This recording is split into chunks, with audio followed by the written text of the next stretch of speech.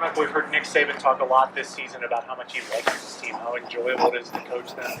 Even though they have a loss, he's had perfect records before with this team. But what is it about this team that's kind of standing out to him so far this season? Yeah, he's talked about it a few times this year that there haven't been those guys. They haven't been the trouble guys in the team that take up all his time.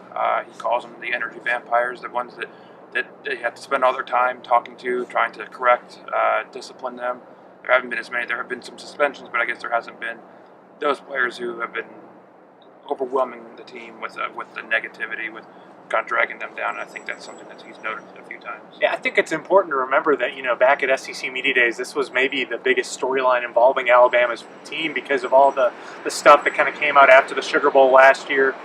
Clearly some divide among the younger players and older players. And, Christian Jones was pretty adamant in July that that wasn't going to happen with this team. And, now we're talking about it in November. So I think it's clearly, a lot of teams at Media Days talk about actually doing it, but it really appears that Alabama's done it. No, yeah, you can tell just from talking to them, from seeing the players, that they seem to have, maybe a little bit stronger bond.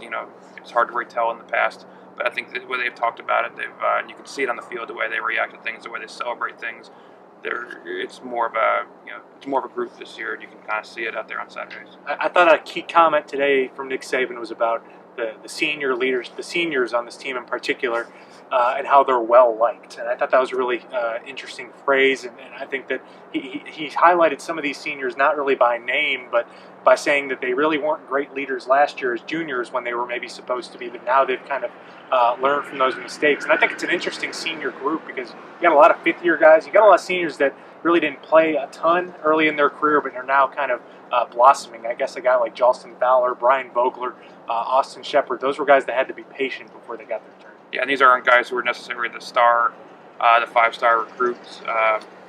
Some of the guys you mentioned, Christian Jones being one of those guys, they've kind of earned their way. They've earned their way to the position they're in right now. I think that speaks to not only to the teammates but to the coaches. Yeah, we're talking about seniors now because Alabama plays Western Carolina on Saturday.